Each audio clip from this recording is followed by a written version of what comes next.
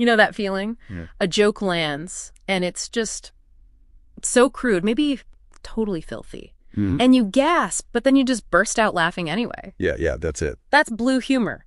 And today, for this deep dive, we're really going to get into its surprising world. Exactly. We'll look at where it came from, the psychology, like why do we find that stuff funny, and also that tricky line between hilarious and just offensive. We've sifted through quite a bit of material, articles, some research, trying to give you the key insights into this kind of comedy. So blue humor, basically. It's comedy that leans on, off-color stuff, vulgar topics, taboo subjects. Like sexual jokes, swearing. Right, explicit language, gags about bodily functions, all that.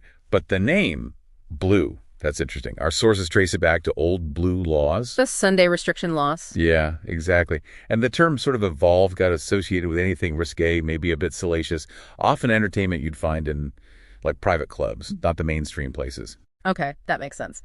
And historically, while dirty jokes are probably as old as humans...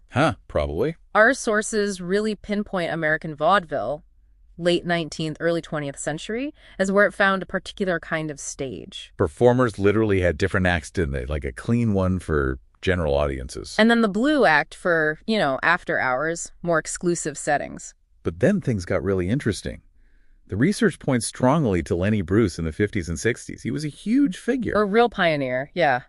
Bringing really foul language, tough topics, religion, politics, sex, right onto the main stage. Which got him into trouble. He was arrested, multiple times? Yeah, for obscenity. Yeah. But his whole legacy challenging those norms, it really changed things in comedy. Absolutely. He kind of paved the way, you could argue, for comedians like George Carlin. The 7 dirty words. Famous routine. That one. And then later, people like Richard Pryor, Eddie Murphy, Chris Rock. And what's key there, which our sources highlight, is that they often use blue humor for more than just shock. They were digging into race, class, big social issues. Mm-hmm. Using the shock to make a point. So let's switch gears a bit. The why.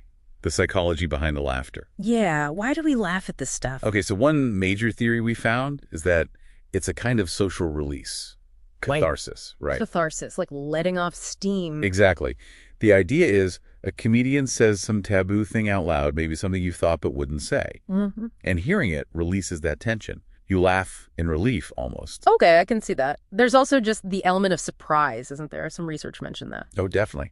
Our brains seem wired to find the unexpected funny. A really crude punchline just catches you completely off guard. Bam! And you laugh. Right. And there's another layer, too, about connection. Building rapport. Yeah, kind of.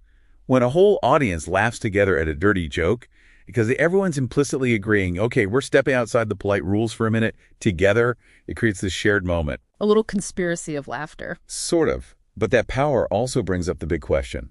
When does it cross the line? When is it funny? And when is it just hurtful or offensive? And that line is different for everyone, right? Yeah. And it moves over time. Constantly shifting. But one guide, something many comedians apparently think about, according to our sources, is this idea of punching up versus punching down. Okay. Explain that. So punching up is like mocking power, mocking institutions, societal norms, people in charge. That often feels transgressive, maybe even powerful. Challenging the status quo through humor. Exactly. Yeah. Whereas punching down, that's targeting groups who are already marginalized, people without power. And that often feels cruel. And frankly, usually not very funny either, just kills the humor. Right. And intention seems huge here, too. Is the comedian shocking you to make you think, to make a point? Or are they just going for an easy, gross-out reaction? That often separates the really sharp stuff from just telling dirty jokes. So, wrapping this up for you listening, what does it all mean?